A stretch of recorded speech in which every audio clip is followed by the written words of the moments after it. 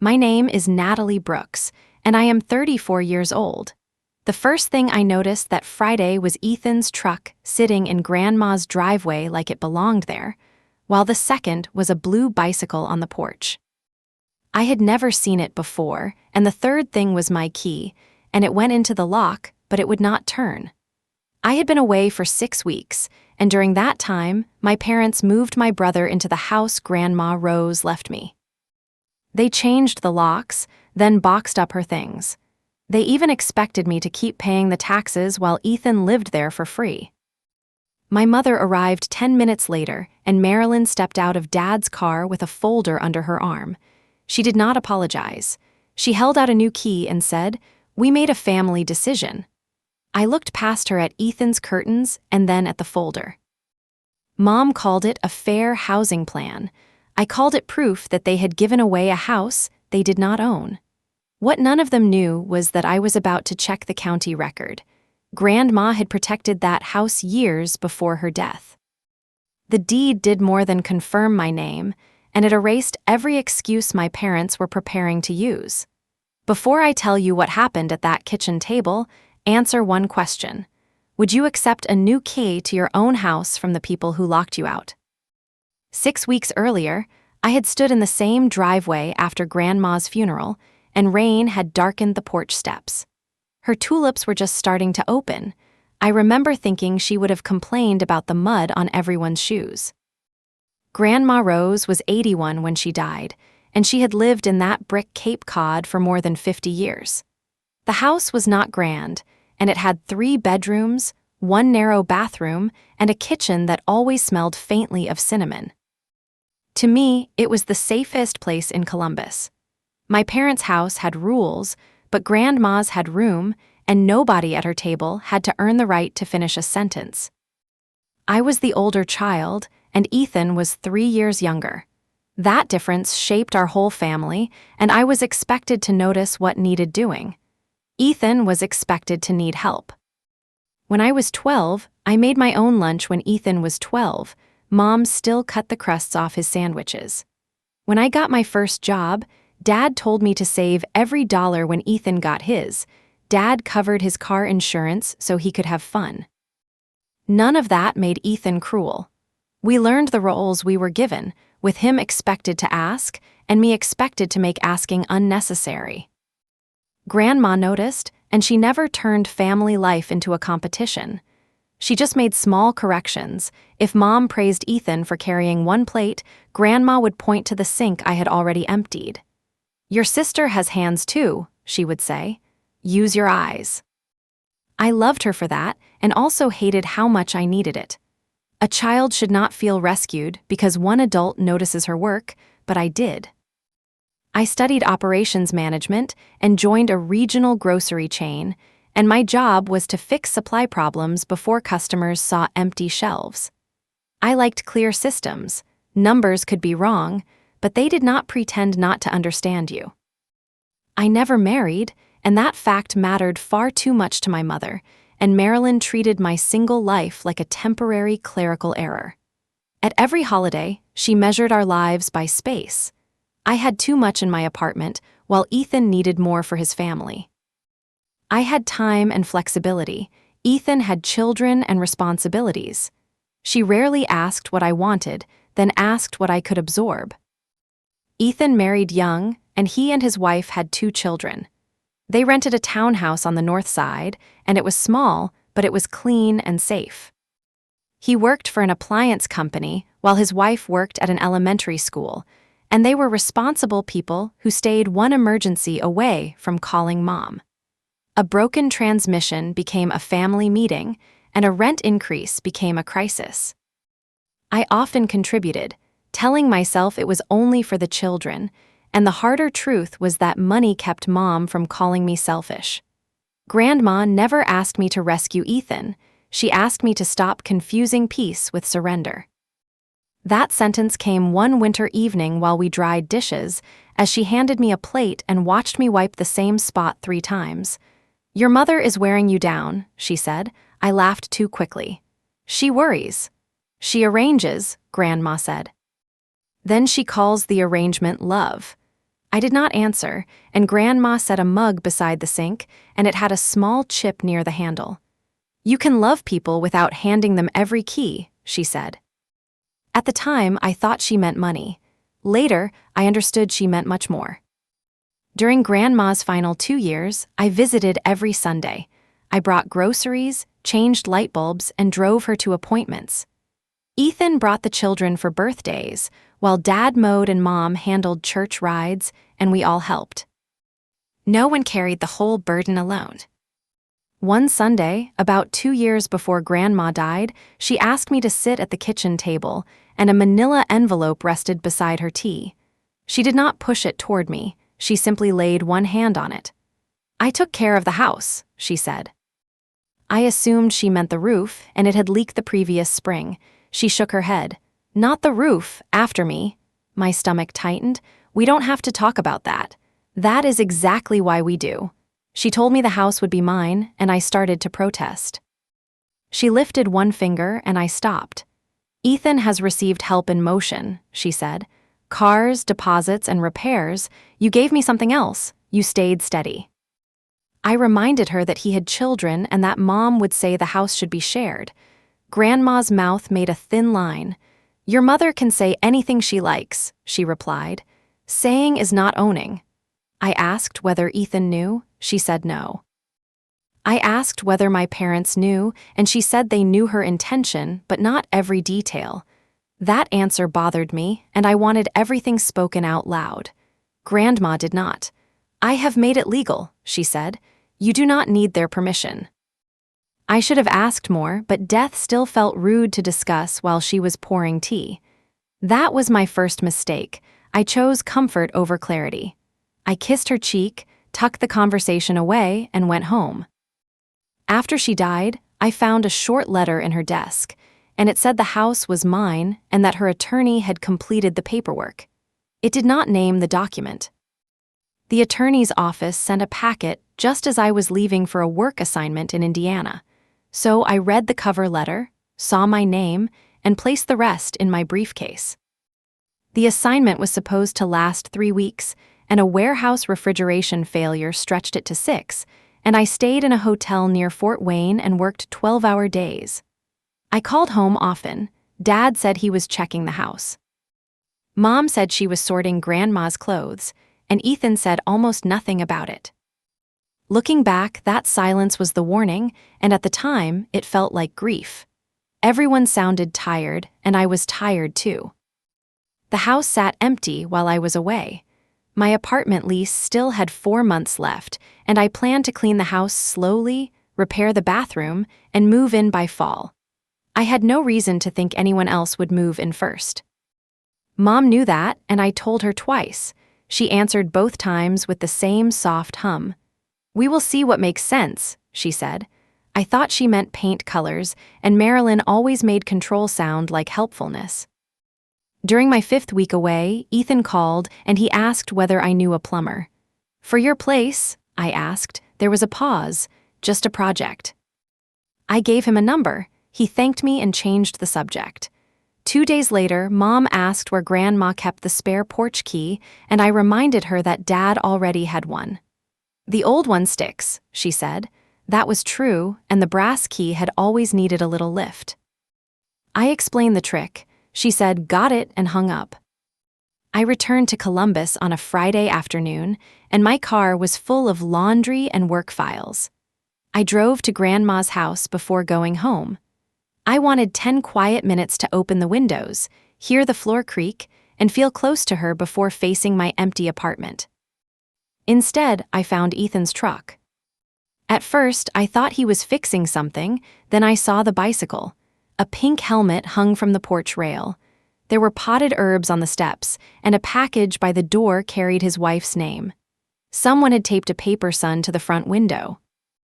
I walked to the side gate, and the trash bin was full of flattened moving boxes. One box had my grandmother's handwriting on it. Christmas LINENS, she had written in thick black marker. My chest went cold. I went back to the front door, but the key would not turn even when I tried the lift Grandma had taught me. I checked the back door, and that lock was new too. Then I called Ethan. He answered on the fourth ring, and a television played behind him. I could hear one of the kids laughing. "Hey," he said, "you're back. Why are you in Grandma's house?" The television went quiet. "Mom didn't tell you." That question hurt more than a lie, and it meant there had been a plan. I had simply been left out of it. "Come to the front door," I said. He opened it after almost a minute, wearing socks and one of Dad's old college shirts. Behind him, family photos covered Grandma's hallway table, not Grandma's photos and Ethan's. I looked at his hand on the door. "You changed the locks." "Mom had them changed." "Why?" He glanced over his shoulder. "The old ones were bad." I stepped toward the threshold, and he did not move. It was a tiny thing, half a step, but it told me he already felt entitled to decide whether I entered. "Move, Ethan." He did, and I walked inside. The living room looked familiar from the waist up. The sofa and lamp were still there, while toys covered the rug below. Grandma's sewing basket was gone, and so was the cedar chest under the window. A large television had been mounted above the fireplace. I could smell fresh paint. "Where are her things?" "In the garage," he said. "Mostly." "What does mostly mean?" His wife appeared in the kitchen doorway, and her face was pale. She held a dish towel with both hands. "We were told you agreed," she said. I believed her, and the shame in her voice was too immediate. Ethan looked at the floor. "Who told you that?" Neither answered. My mother answered for them, and her car pulled up while I was still standing in the living room. Dad was driving. Marilyn came in without knocking. She carried a cream folder and held out a silver key on a plain ring. I took it. "Oh, good," she said. "Everyone is here." I looked at her. "You moved Ethan into my house." Mom's expression tightened at the word "my." "We moved him into a family property," she said. Dad shut the door behind them, and he would not meet my eyes. I felt the old reflex rise. Explain calmly, make room, prevent the scene. Then I saw a strip of blue wallpaper sticking from a trash bag near the kitchen. Grandma had chosen that paper before I was born. "What did you do to the kitchen?" Ethan rubbed his neck. "We started opening it up." I walked past him, and 3 cabinet doors were gone. 2 lower cabinets had been pulled from the wall, and Grandma's yellow curtains lay in a heap. A sledgehammer leaned beside the pantry. I turned around. "Stop!" No one spoke. "Nobody touches another thing." Mom placed the folder on the table. "This is exactly why we wanted to talk before you came over. You changed the locks before I came over. We had to make the house usable." It was usable. "For one elderly woman," she said, "not for a family." There it was, and Grandma had been reduced to a floor plan, and I had been reduced to an obstacle. I asked when Ethan moved in. 3 weeks ago," Dad said. Mom shot him a look. 3 weeks. They had done it halfway through my trip. They had heard my voice on the phone and never mentioned a box. I asked why. Mom sighed as if I were slowing a meeting. "Their landlord raised the rent. The children need a yard. You still have your apartment. For 4 months. You can renew." I stared at her. "You expect me to rent another place while he lives here, temporarily. How long is temporary?" She opened the folder. "We outlined that." The first page said BROOKS Family Housing Plan, and the title was centered. My mother had used bold type. The bullet points gave Ethan 2 years in the house, while I kept it in my name and paid the taxes, insurance, and major repairs. Ethan would cover utilities. Any future sale would require family discussion. My parents would keep a key for emergencies. I read it twice, then I looked at the signature lines. Mine was at the bottom. "You wrote a contract for my house without asking me." "It is not a contract," Mom said. "It is a plan." "Then why does it need my signature?" "Because you are the legal detail." The room went still. Dad whispered, "Marilyn." She did not take it back. Ethan's wife turned away while Ethan closed his eyes. I heard Grandma's voice in my head, "And your mother arranges." Then she calls the arrangement love. I closed the folder. "No," Mom blinked. "No what?" "No plan, no 2 years, no free house, no keys." Her face changed and the warmth left first. Do not punish children because you are attached to paperwork. I looked at Ethan. Did you know I had not agreed?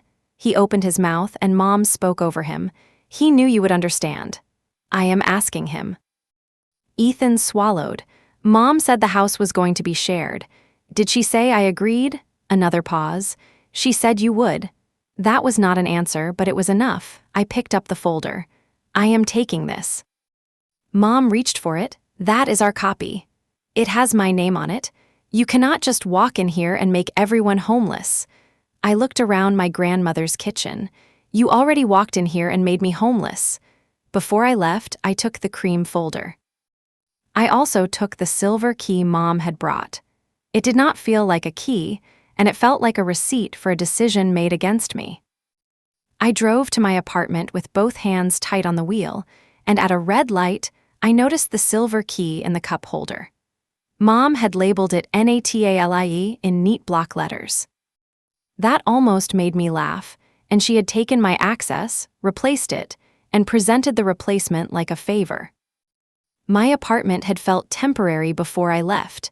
That night it felt borrowed, with half my dishes packed and paint samples for Grandma's bedroom on the counter. I put the cream folder beside them, then I opened my briefcase. The attorney's packet was still inside, and the envelope had bent at one corner. I hated myself for not reading it sooner. The first page was a letter from a lawyer named Helen Carter, and Grandma had hired her 2 years earlier. The letter said a recorded deed transferred the property to me while reserving Grandma's right to live there for the rest of her life. I read the sentence again. Then I read every page. The legal language was dense, but the structure was simple. Grandma kept the right to live there, and when she died, that right ended while my ownership remained. The deed had been signed, notarized, and recorded with the county, and a stamped copy was attached. My parents did not own the house, and Grandma's estate did not control it. There was nothing for my family to vote on. I felt relief for about 5 seconds, then shame took its place. Grandma had done exactly what she promised, and I had let people move into the house because I was afraid to discuss a document. I called Helen's office the next morning, and she had retired, but another attorney returned my call. His name was Daniel Price. I kept the explanation short, and my brother was living in the property. My parents had let him in, the locks had been changed. Daniel asked one question first. Did your grandmother ever give them ownership? No. Did you sign a lease? No. Did you agree to their move? No, he paused. Then do not treat their confidence as authority. I wrote that down. He warned me not to change the locks while Ethan's family was still inside, and ownership did not erase the need for a lawful removal. He told me to document the condition, make a written demand, and avoid threats. That advice cooled me, and I wanted to drive back with the deed and make everyone leave by dinner. Instead, I made a plan. First, I ordered a certified copy from the county recorder. Then I saved the family plan and photographed every page. I opened a new folder on my laptop, then named it Rose House, and inside it, I saved the deed, the attorney's letter, and a timeline. Because my family had already rewritten 1 week of my life, I created the folder to preserve facts that could not be softened later. That afternoon, Ethan called. Mom says you took the plan. I did. She is upset. She moved you into my house. He exhaled. Can we not do this like enemies?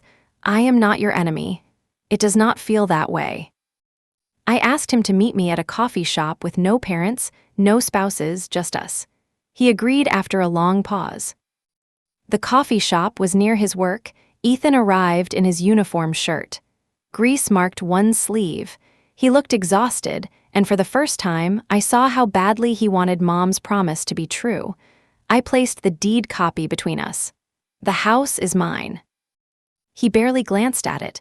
I know your name is on something. No, you know what Mom told you. He leaned back. Grandma wanted family in that house. Grandma put the house in my name 2 years ago. His eyes moved to the recording stamp. Before she died? Yes.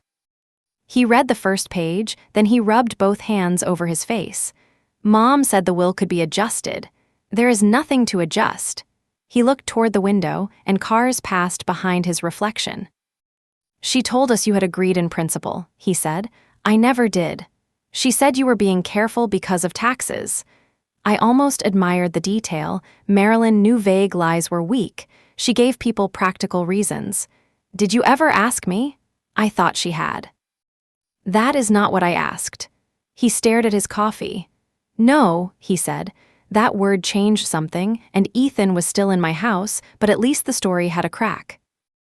I told him I wanted the family out within 30 days and would not demand rent for the time already spent there. I would not ask him to pay for every box moved. He would restore the kitchen and would stop all work and would allow me to inventory Grandma's belongings. If he did those things, I would keep lawyers out of it. 30 days, he asked. You moved in 3 weeks ago. We have kids. You also have a townhouse lease until next month. His head snapped up. How do you know that? Mom put it in the plan. The plan said Ethan would use his final month of rent to pay moving costs. My parents had known he still had access to the townhouse. He had not been facing the street, only an inconvenient overlap. That place is half packed, he said. Then unpack it. He looked hurt and I felt mean, and that feeling was familiar and dangerous. I softened my voice. I am not asking you to solve this today. I am giving you a month. Mom said you were not moving in until fall. That does not give her the summer. He folded his arms. You do not even need 3 bedrooms. There it was, not Mom's lie, but Ethan's belief. I sat back. Need does not decide ownership. I know that. Do you? He looked away. I slid a written outline across the table, and it was not a legal notice. It was a chance to fix things privately. He read it slowly, then he said he needed to talk to his wife. Talk to her, I said. Not Mom. He gave me a tired smile. You know that will not happen. It has to start happening. When I left, he kept the copy. I called Dad from the parking lot. Thomas answered with, Your mother is very upset. I spoke to Ethan. Good, he needs reassurance. He needs to move out, Dad sighed. Natalie. I knew that sigh, and it meant I had stepped outside my assigned role. I told him about the recorded deed, and he said he understood. Then, why did you help change the locks? Your mother believed the house should stay useful. It was useful to Grandma. You know what I mean? No, Dad, I know exactly what she means. He was quiet. Dad had never pushed like Mom, but he made her pressure possible by driving the car, holding the ladder, and changing the lock. Then he acted as if his silence kept him neutral. I asked whether he had installed the new locks. Yes. Did you know I had not agreed? Another pause. Marilyn said you would come around. I closed my eyes. Do not enter the house again without my permission. Natalie, I mow the lawn. You can ask. I have had a key to that house for 15 years. Grandma gave you a key to help her. Grandma is gone. The sentence hurt both of us. Dad's voice became small. So that is it? No, that is the boundary. He ended the call without saying goodbye. On Sunday morning, Mom began her campaign. The first message came from my aunt, and it said children should not suffer because adults disagreed. The second came from a cousin I had not seen in 4 years, and he asked why I cared more about a house than family. By noon, the family group chat had 27 messages. Marilyn had posted a photo of Ethan's children playing under Grandma's maple tree. She wrote, Rose would have wanted laughter here. My thumb hovered over the screen as I fought the urge to explain the deed, post the plan, and correct every sentence. Instead, I wrote one reply. I did not consent to anyone moving into my property. Ethan has been offered 30 days to leave without a claim for rent. Please do not contact me about a decision you did not make. Then I muted the chat. 5 minutes later, Mom called. You embarrassed me. You announced my house to the family. I asked for support. You asked for pressure. They are worried about the children. The children still have a home. The lease ends soon. Because Ethan chose not to renew it after you promised him mine. Her breath caught, and I knew I had found the center. She had not just offered a temporary solution, she had guided him out of his old one. I was trying to help, she said. You helped him gamble with my property. I knew you would not let him fail. That sentence landed harder than the rest. She had counted on my character rather than my consent, and that realization hurt more than the rest. I said, you knew I would feel guilty. You should feel responsible. No, I should feel informed. Mom's voice sharpened. Your grandmother made a sentimental decision. She did not understand how expensive life is for a young family. She understood the cost of her own house. You are alone, Natalie. The words came quickly, and she could not pull them back. I waited. Mom tried to fix the sentence. I mean, you have options. Say what you meant. You do not have children depending on you. So my life requires less protection? I did not say that. You moved someone into my home because you believed it. She began to cry, and Marilyn's tears always created work for someone else. I heard Dad in the background. He asked what I had said. Mom told him she is twisting everything. I ended the call.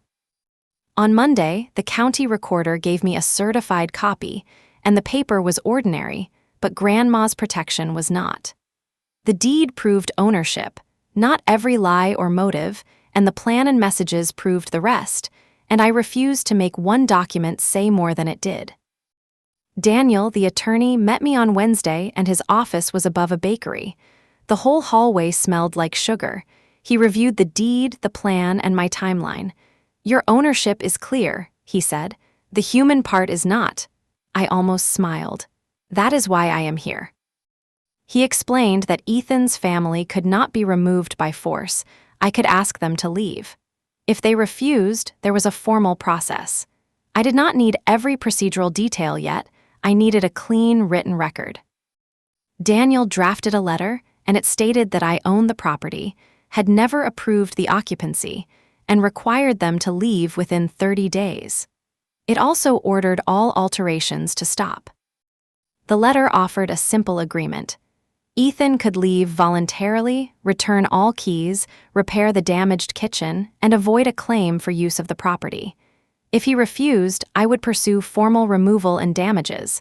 I read it twice. Is this too harsh? I asked. Daniel looked at me over his glasses. Which part is untrue? None. Then the question is not harshness, it is whether you mean it. I did not answer right away. That was my second mistake, and I still wanted a boundary that nobody would dislike. Daniel seemed to understand.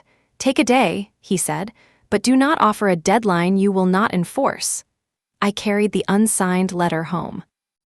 That evening, Ethan sent a photo of the kitchen. The exposed wall was covered with plastic. He wrote, "Work stopped. I will figure this out." I wanted to believe him, then told Daniel to wait. Then I made a private agreement with myself, and I would give Ethan the weekend. On Monday, I would send the letter if he had no plan. It felt generous, and it was really avoidance with a calendar. Saturday morning, I met Ethan at the house to inventory Grandma's belongings. He opened the door with the new lock.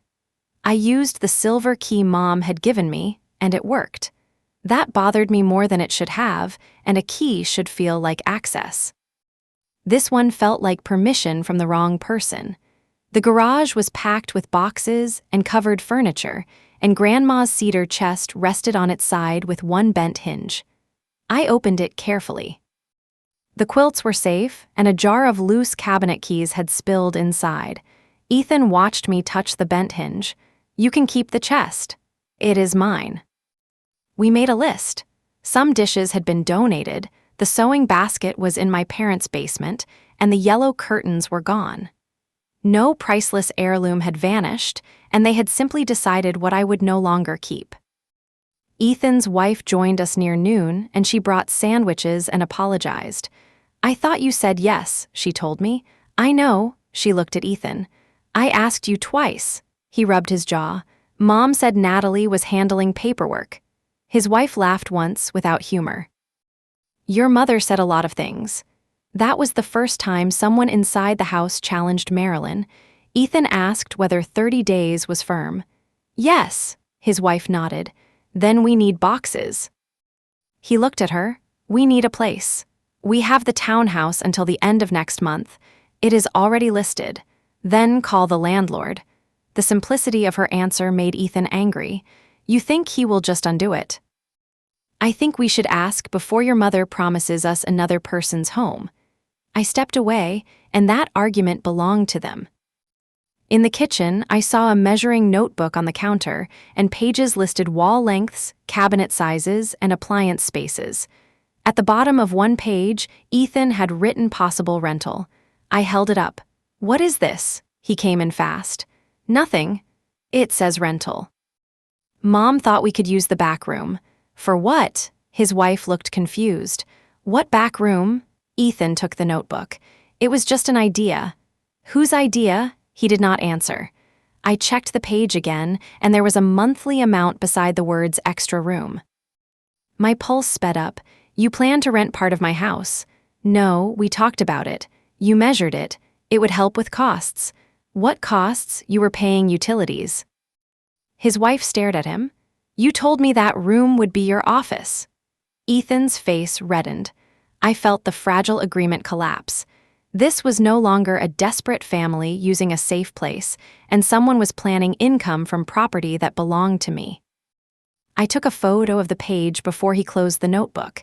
He reached for my phone, then he stopped himself. Do not, I said. I was not going to touch you.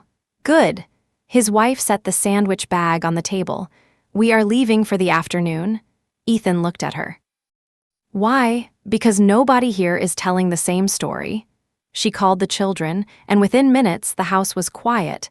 Ethan stayed behind. He looked at the exposed cabinets. I did not post anything. Did you show the room? His silence answered. To whom? A guy from work. Did you take money? No. Did you promise a lease? No, I said maybe. I believed that much. I told him the private offer was still possible, but the letter would be sent Monday, and the deadline would not move. He sank into one of Grandma's chairs. Mom said this would make us stable. At my expense. She said you would inherit more later. I stared at him. From whom? He shook his head. I do not know. She made it sound balanced. There was no balance, and there was only a future story in which my loss became invisible. I walked to the front door. The silver key felt heavy in my pocket. Ethan, you still have a chance to fix your part. What about Mom's part? She will have to fix that herself. Daniel sent the letter on Monday morning, and he mailed it, emailed it, and sent a copy to Ethan's wife. I delivered my own copy to the house that evening. I did not knock. I placed the envelope in the mailbox and photographed it there. By the time I reached my car, Mom called. You hired a lawyer against your brother. I hired a lawyer for my house. You could have spoken to us. I did. You issued a threat. I gave him the same 30 days I offered in person. Legal language is a threat. No, it is what happens after plain language is ignored. She lowered her voice. Your grandmother would hate this. That line had worked on me before, and this time I pictured Grandma at the sink. Grandma signed the deed, I said. Mom hung up. The next morning, Ethan emailed Daniel, acknowledged the letter, and said he intended to leave but needed time to confirm housing. That was progress, and it lasted 6 hours. At 3 that afternoon, a cousin sent me a screenshot from a neighborhood page, and the post offered a furnished room in a quiet family home. The address was Grandma's. The post had been deleted, but the screenshot showed Ethan's name and phone number, and it also showed the monthly rent. He had written, long-term preferred. I forwarded it to Daniel. Then I called Ethan. He answered with, it is down. You said you did not post anything. I posted it before Saturday. The timestamp is Sunday night. He cursed under his breath. I waited. Mom said it would prove the house could pay for itself, he said. The house does not need to prove anything. I took it down. After someone sent it to me, no one paid. That is the only reason this is still simple. He sounded angry now. You keep saying simple. None of this is simple for us. It was simple before you moved in. You had a lease. The rent was going up, so you took my house. I trusted Mom. You also measured the room. That ended the call. Daniel added the screenshot to the file. He advised me to schedule a condition inspection with reasonable written notice. I sent the notice, and Ethan agreed to Saturday morning. Mom replied for him. She said she would attend because the house contained family property. I wrote back, the inspection is between the owner and current occupants. Do not come. She came anyway. At 9 on Saturday, Marilyn stood on the porch beside Dad, and she carried the cream family plan again. I had brought Daniel and a home inspector named Carl to make a neutral record. Mom looked at them. You brought strangers into my mother's house. I held up the silver key. You gave me this key to my house. Ethan's wife took the children to the park before Marilyn could object. Inside, Carl photographed the kitchen, and he checked the exposed wall, the plumbing, and the loose wiring near the pantry. The damage was repairable, and that mattered. It was not a ruined house, and it was a house being treated like a blank check. Carl estimated several $1,000s to restore the cabinets and make the wall safe, and he promised a written report.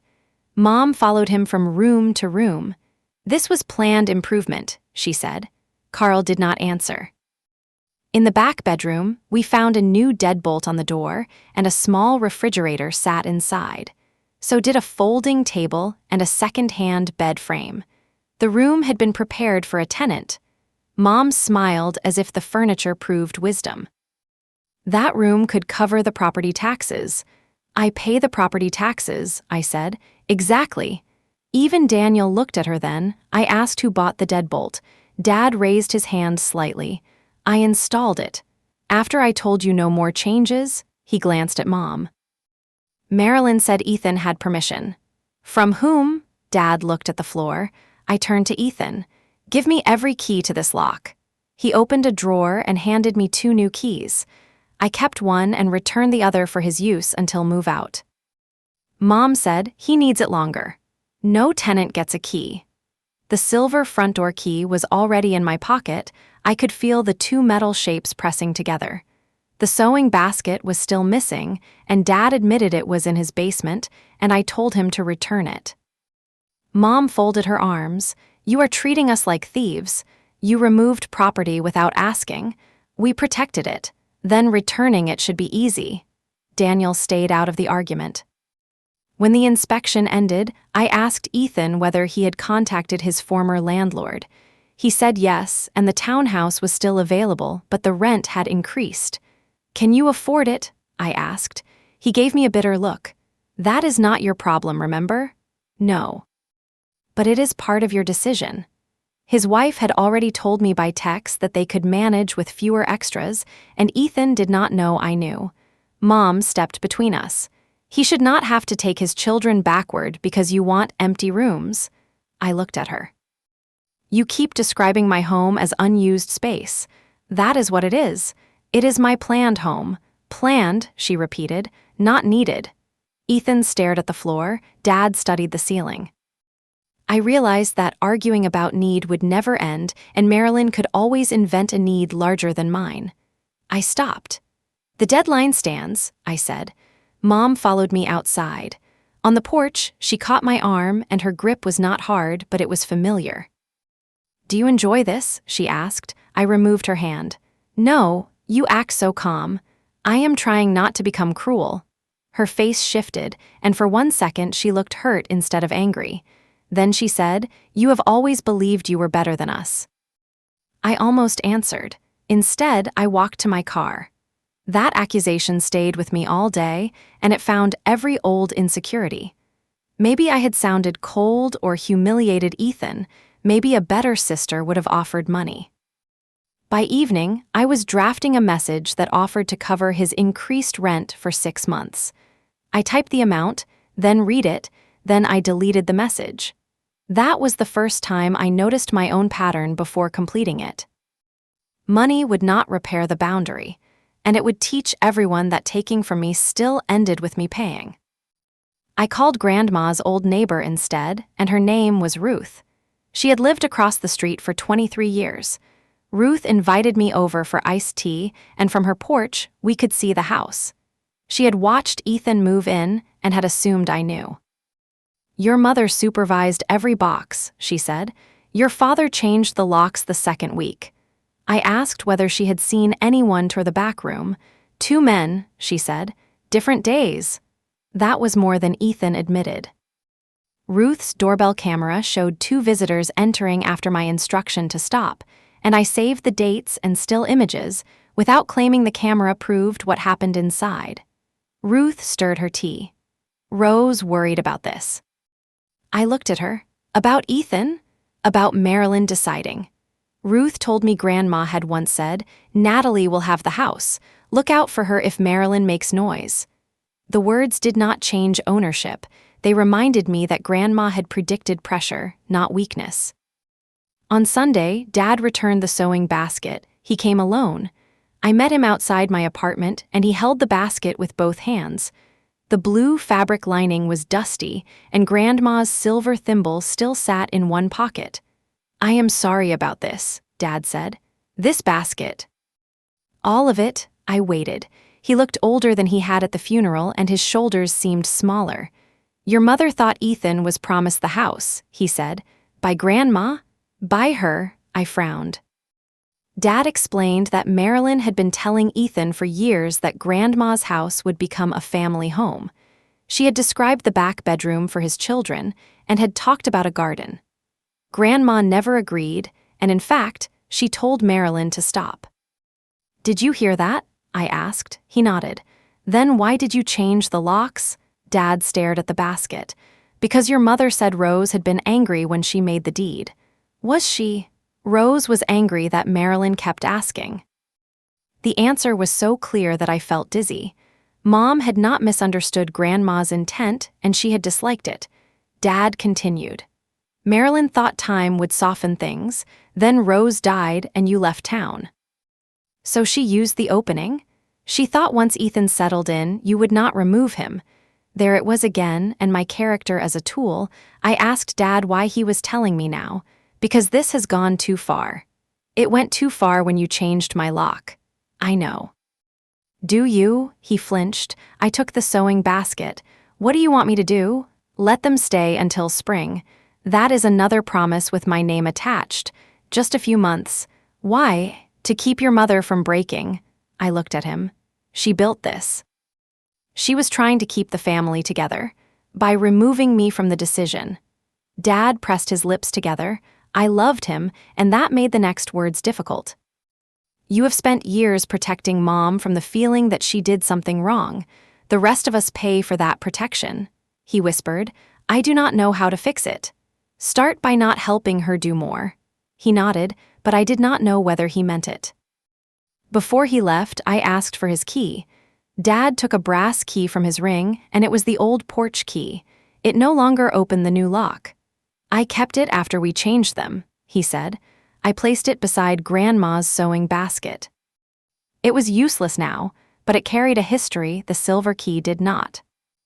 The following week, the conflict became quieter. Ethan packed some boxes, and his wife arranged a 1-year renewal for the townhouse. She told me herself. That should have ended the crisis, and it did not. Ethan delayed signing the voluntary move-out agreement. Mom told relatives the renewal was temporary and unnecessary. Then Thomas stopped answering her calls for one afternoon, and Marilyn treated that as betrayal too. She came to my office building on Thursday. Security called from the lobby, and I almost refused to see her. Then I thought of the deadline. I met her near the elevators. She wore a navy coat and held the cream folder, and the corners were worn now. "We need one final conversation," she said. "We have had many. At the house, as a family. No, Ethan deserves to hear both sides. He has heard mine, not with his father present." I studied her face. She looked tired. Not defeated, and tired people can still be dangerous when they believe exhaustion gives them rights. "What are you asking?" I said. "Sunday afternoon, Grandma's kitchen. We sign a fair agreement." "I am not signing your plan." "Then bring your own." That surprised me.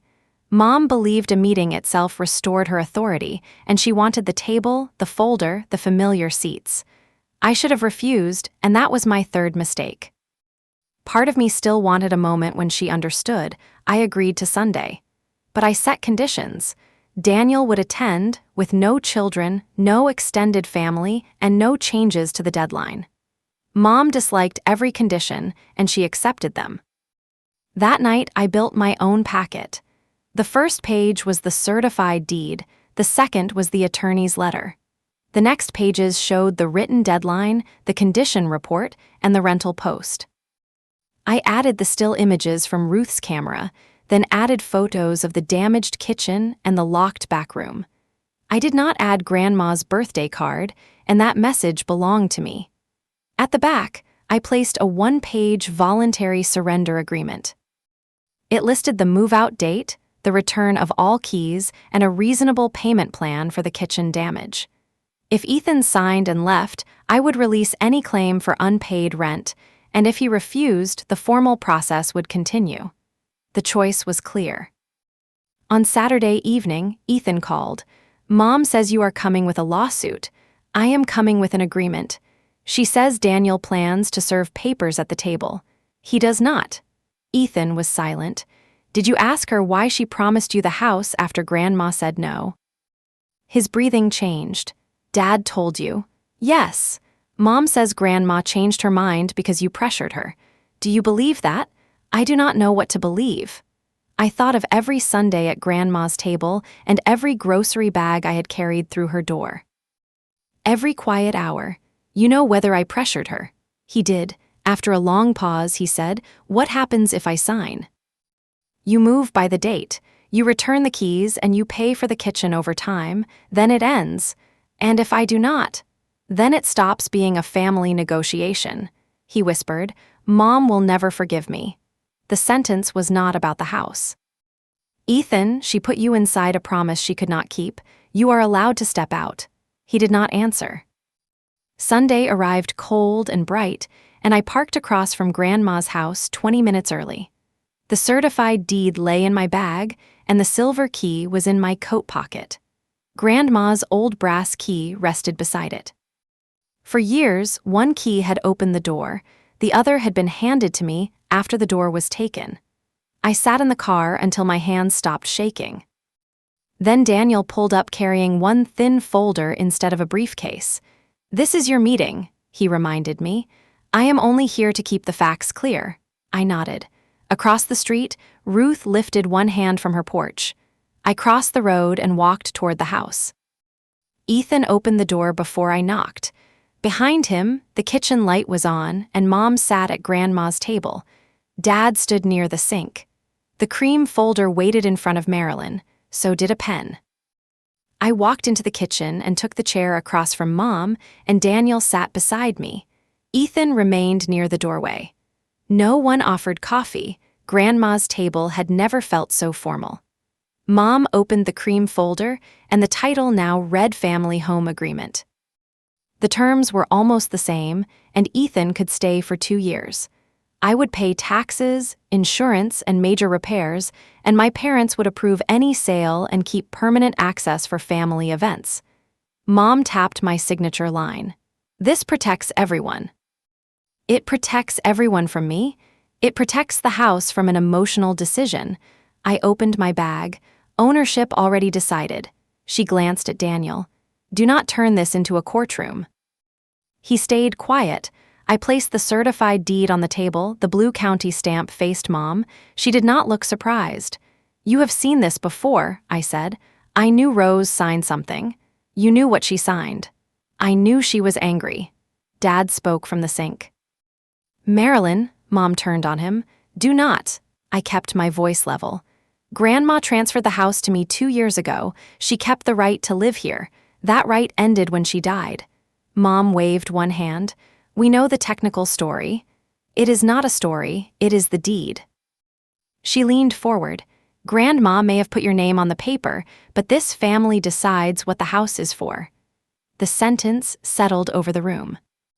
I took the silver key from my pocket and set it on the deed. The deed decides who owns the house, I said. I decide who gets a key. Mom's mouth tightened. You practiced that. No, you gave me 9 days to understand it. I added the old brass key beside the silver one. This key belonged to Dad while Grandma was alive. She gave him access to help her. That permission did not become ownership. Dad nodded once. I touched the silver key. This one came from you after you changed my locks. You cannot include the owner in her own house. Mom pushed the family agreement toward me. Sign this. Nobody is taking the house from you.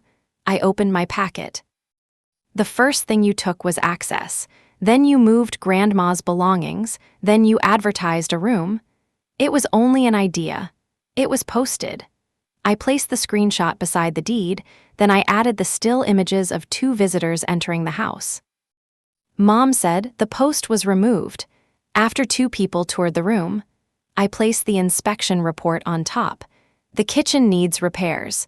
The back room has a new lock and unsafe wiring. None of that makes Ethan an owner. Families improve property, she said. Owners approve improvements. Dad pulled out a chair and sat beside her. Marilyn, she is right. Mom stared at him. You changed the locks. I did, I was wrong. The room changed, and Mom no longer had silence behind her. She looked at Ethan. Your father is frightened of paperwork. Ethan came to the table. No, he said, Dad is frightened of you. He placed a folded paper beside the deed, and it was the renewed townhouse lease. We have a place, he said. Mom's face went pale. You signed that? My wife did. I signed yesterday. You told me you were waiting. I stopped waiting.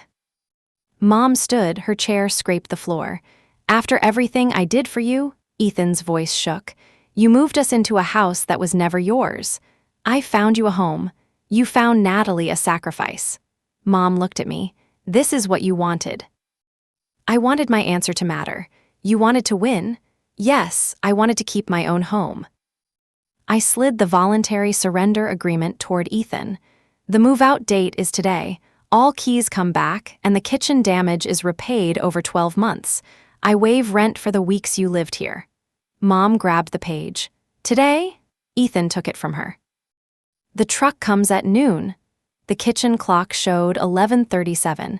You arranged movers behind my back, she said. Ethan gave a tired laugh. That is what you taught us to call planning. Mom pointed at the agreement. She is making you pay for a year. I damaged the kitchen, he said. He read each page, and Daniel explained one sentence about the payment schedule. Then Ethan signed. I signed beneath him. At noon, a white moving truck stopped at the curb, and Ethan's wife arrived with the children and a stack of empty bins. She looked at me. We can be out by 4. Take the time you need. Mom stepped toward her. You do not have to do this. We already did, she replied. Boxes began to leave the house. I stayed in the kitchen with Mom and Dad, then I placed one final page between them. It revoked any permission to enter, authorize work, give access, or keep keys. You ask before you come here, I said. The answer may be no. Dad read it and nodded. Mom refused to touch it. You are banning your parents from a family home. I am setting rules for my home. What about holidays? They will not be scheduled around your key. What about Ethan's children? They can visit when I invite them. Her face crumpled. Rose would never have done this. Rose made sure I could. You do not know what it is like to be responsible for everyone. I thought of my whole life. You were never responsible for my yes. By 3, the bedrooms were empty, and Ethan returned the backroom key first. Then he handed me his front door key. His wife gave me hers, and Mom claimed she had no key. Ethan looked at her. You have the spare. She denied it until everyone waited in silence. Finally, she opened her purse, and the spare silver key lay in a side pocket. She placed it on the table with a hard click. Ethan stood in the doorway. I am sorry, he said. I know. I should have called you. Yes. I wanted Mom to be right. I know that, too. He looked toward the damaged kitchen. I will pay for it. The schedule is in the agreement. He nodded, and that nod was the beginning of his apology, not the end. When his family drove away, a locksmith van pulled into the driveway. Mom turned toward me. "You planned this." "Yes." I signed the work order on Grandma's table. That signature was my irreversible choice, and I was not waiting for family approval again. The locksmith replaced the front and back locks, and he removed the deadbolt from the bedroom door. Mom watched from the porch. When he finished, he placed 2 new keys in my hand. Dad asked, "Who gets the second?" For now, no one. Mom walked to the car without saying goodbye. Dad lingered. "I am sorry. This will need more than sorry." "I know." For once, he did not ask me to make his knowledge comfortable. I gathered the old keys from the table, and none of the silver ones opened anything now. I folded the family plan and kept it. Control can look very reasonable when typed neatly. Then I placed Grandma's old brass key in her wooden bowl. The next month was not peaceful, but for the first time it was clear. Ethan paid the first repair installment on time, and his family settled back into the townhouse. Mom told relatives I had forced them onto the street, and Ethan corrected her himself. "We had a lease," he said. "Natalie gave us time." Dad began calling before visits, and Mom sent one long email about her intentions. It did not name what she had done. My reply was brief. I would not discuss ownership or accept unannounced visits. Honest contact could begin after an honest apology. The kitchen took longer than expected, but by fall I had chosen cabinets like Grandma's old ones, found yellow curtains, and moved in with every box crossing the porch by my permission. At Thanksgiving, I invited Ethan, his wife, the children, and Dad. Mom was not ready to respect the boundary, so she was not invited. That was sad, and it was also honest. Before Ethan left, he glanced at Grandma's wooden key bowl, and only one key ring rested inside. "Still no spare?" he asked. "Not yet." He nodded and did not ask again. After everyone left, I stood by the front door, and the porch light shone on the new lock. For years, I thought love meant keeping every door open. Grandma knew better. A key can be offered without being owed, and family can be welcome without being in charge. If someone you loved handed away your home, what would it take before you trusted them with a key again? I turned off the porch light, then I placed my key in Grandma's wooden bowl. One house, one owner, and one key given by choice.